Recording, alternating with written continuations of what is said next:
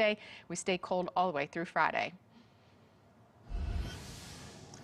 Thank you, Mary Ellen. All month long, we're cooking with the chefs and students from the Pennsylvania School of Culinary Arts. Chef Michael Giovingo is here, and student Michelle Eyster is here. We're doing the rosemary chicken, which we've got finished. We're going to talk about more of that in a second. But right now, we're getting the fine beans with garlic started, correct? Absolutely. Michelle, what are we doing? Right now, I'm just heating up some oil in the pan, get it started and hot so I can put the beans in. Okay. And For throw those of you off. following along at home, the recipe is on our website at FOX43.com. And the beans we have already blanched and shocked, which just means we put them in some hot water until they were partially cooked. And then when they're partially cooked, you just put them in ice cold water to stop the cooking process. So it won't take too long in the pan. And is that more for a shortcut?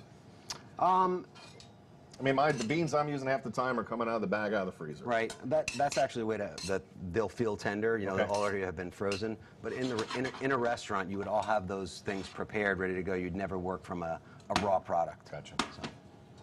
And also with garlic, you don't want to add it too soon because if you add it too soon, it'll start to burn and you'll get that nasty bitter flavor that the garlic will bring off. So you just want to add it in maybe halfway through the beans are cooking so you don't get that bad bitter taste. Very good. It's a good idea. Now, just to catch up quickly, in this pan we had done the chicken, so it was basically a couple of chicken breasts with some rosemary and some salt. Yep. Pan fried it. Absolutely. Here's what's left. This is what's left. This is called fond. It's actually the foundation for our sauce. All those little brown bits, as long as you don't burn them, those are going to translate into a really flavorful sauce that's going to go over this. So my pan's a little warm there. I can see there's some bubbling going on. And I have some chicken stock that we've reduced a little bit here, and we're just going to add it to this. It's actually a term called deglazing,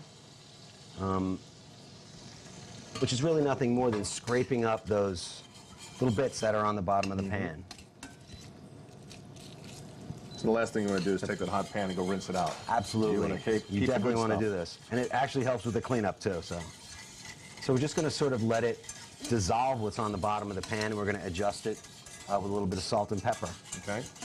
The chicken breast here has obviously been cooked. I did want to mention that if you have the opportunity to buy yourself a little thermometer just to make sure that your chicken is cooked correctly, 165 degrees is the right temperature to avoid any kind of foodborne illness. And I should have asked you this in the last segment. The chicken breast you have there is fairly a uniform thickness. Yes. Sometimes Yep. you buy those chicken breasts. They're They 3 are- inches on one end, half-inch on the other. Is it a good idea to try and You can pound them out. pound them a out little to bit. make it a little easier? Okay. Absolutely. It'll make the cooking more even and it'll also make it go a lot faster if you pound it out. So if you're kind of short on time, I would recommend pounding it out. Gotcha. Well, I can start to smell the garlic now. Yes, Michelle. I've added the garlic and it's very fragrant in here. It's too bad you guys at home can't smell it. Smells real good.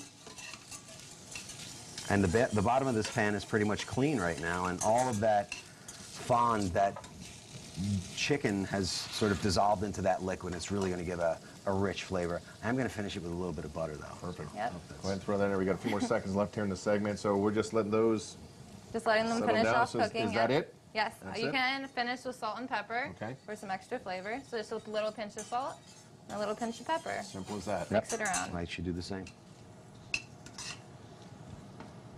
What will we do without salt and pepper? I really don't know. Lead a very I think bland we have a life. bland Fixes life, everything. Absolutely. And garlic. Yes. Good deal. All right, as the chef's doing this and Michelle's continuing to finish the beans, we're going to come back. We're going to plate it up. We're going to get Mary Ellen down here and take a break. Yep. She's been working hard in the snowy forecast, so I I'm sure bet. a little chicken breast would do her well. Yes. Stay with us, Fox 43 News First to 4. We'll be right back.